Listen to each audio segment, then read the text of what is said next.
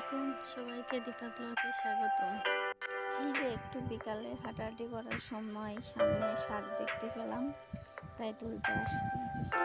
এত সুন্দর শাক দেখে তো না তুলে থাকাও যায় না, অবশ্য তুলতে। আর আমার হাজব্যান্ডের সবচেয়ে প্রিয় হচ্ছে শাক ভাজি। শুধু সে নয়, এত সুন্দর শাক দেখলে যার তারই খেতে মন চাইবে। আর আমি এই তো দেখে শাক তোলা শুরু করে দিছি।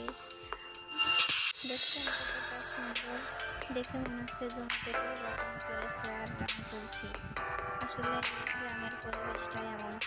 আর একটু বৃষ্টি হয়েছে, তাই যেখানে সেখানে শুধু শাক আর শাক। খুবই সুন্দর লাগছে তুলতে, এবং তুলে অনেকগুলো তুলছে আমি শাকগুলো। এটাকে বলে শান্তির শাক।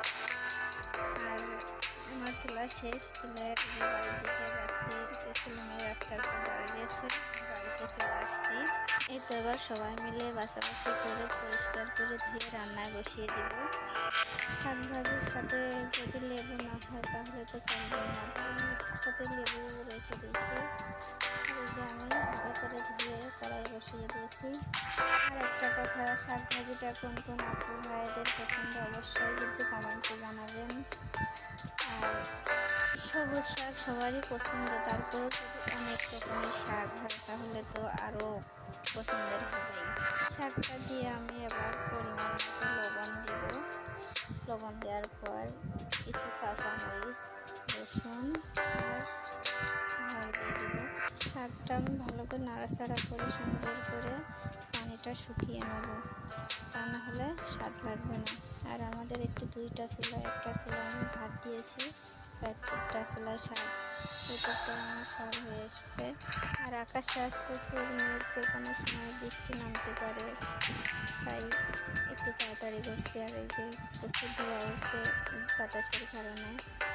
আমার শাকটাও প্রায় হয়ে এসছে, রান্নাটা একটু তাড়াতাড়ি করতে হবে, তাই একটু তাড়াতাড়ি করছি। এখন মেঘ বৃষ্টির সময়, মেঘ বৃষ্টি তো হবেই, ঝড় মেঘ। যাই হোক, আবার আমি কড়াইটা নামিয়ে অন্য একটা কড়াই নিয়ে নেব। এই যে আমি সামান্য পরিমাণ তেল দিয়ে দিয়েছি কড়াইয়ের উপরে।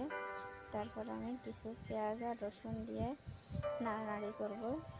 পেঁয়াজ আর রসুনটা একটু বাদামি রং হয়ে আসবে, তার উপর আমি শাক দিয়ে দিব। এই যে প্রায় বাদামি রংটা হয়ে আসছে, এবার আমি শাকের পরিমাণটা দিয়ে দিব। দেখুন, আর শাকটা সবুজ থাকলে খুবই স্বাদ লাগে যদি রংটা সবুজ থাকে। এই যে আমার শাকটা দিয়ে হয়ে আসছে। আচ্ছা ভাইয়ারা, এখন আমার কথার ভিতরে অনেক ভুল ত্রুটি হয়, সবাই, আমি যেহেতু নতুন, সবাই ক্ষমা করে দিবেন। আর এই যে আমার শাকটা হয়ে এসছে, এবার নামিয়ে নিব। দেখুন কতটা সুন্দর। সবাইকে আল্লাহ হাফেজ।